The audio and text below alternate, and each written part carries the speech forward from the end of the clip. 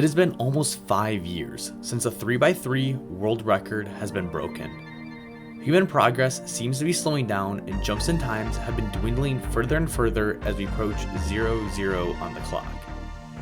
What will be the human limit on a 3x3 Rubik's Cube? I'll straight up say it, I believe the human limit for consistent solving will cap out at 2 seconds.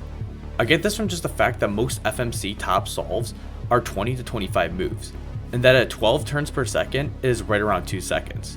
Just by the math of how most solves have move counts just under 20 optimally, I do not see an average world record getting below 2 seconds, even 50 years into the future.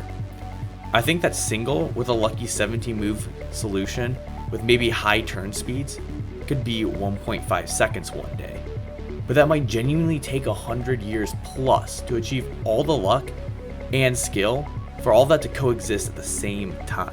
I think something that's kind of like truly amazing about all of this is when you look back at Jessica Friedrich, who invented the CFOT method, you see that she actually originally believed that 13 seconds was the human limit for solving a Rubik's Cube. And nowadays, a normie like me can just solve a cube in that time. I think like a very interesting story that deals with records is the 4-minute mile.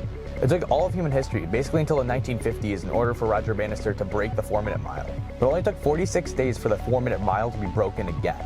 So I think once people believe that barriers can be broken, it just becomes really easy for them to be broken.